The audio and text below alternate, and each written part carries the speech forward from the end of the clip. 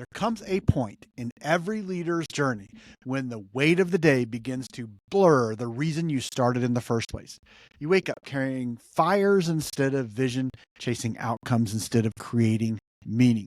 And somewhere between the meetings, the messages, and the noise, you stop dreaming.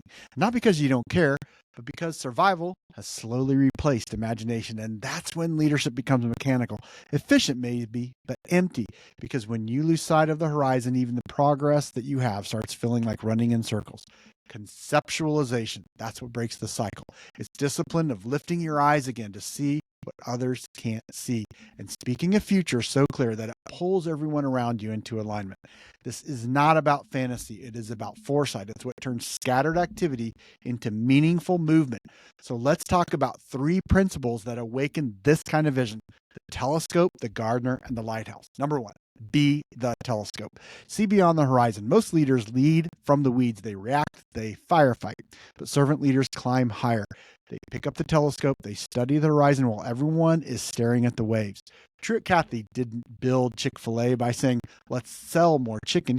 He said, we're in the people business, we just happen to sell chicken. That single idea became the North Star for everything: the way employees are treated, the stores being closed on Sundays, and the leadership culture built on care before commerce. That's conceptualization, vision that shapes behavior long before it shows up on the bottom line. Howard Schultz didn't build more coffee shops. He built a third place, not work, not home, but belonging. He saw community where others saw caffeine. When you lift your eyes, you give your team permission to do the same. You stop reacting, you start directing. Two, be the gardener. Cultivate the intention. A gardener doesn't scatter seeds and hope for growth. They design for seasons. They prepare the soil. They plant with the future in mind. Leadership is no different. Every decision that you make plants something in the soil of your culture. Every conversation waters a seed, either of trust or of fear. Nike gets this. Their vision isn't sell more shoes, it's do everything possible to expand human potential. That's why their message, their design, and their partnerships feel alive. They're not chasing transactions, they're cultivating transformation. So ask yourself, what are you planting? What are you pruning? And what harvest are you really working towards? Three, be the lighthouse. Hold the vision in the storm. When the waves arise, the lighthouse doesn't panic. It doesn't shout orders or chase every crisis. It stands firm, steady in chaos. That's your role. When your team can't see the shore, your vision becomes their anchor. And your story that becomes the beam that cuts through the fog. Don't just hand your team a spreadsheet or a mission statement. Paint them a picture.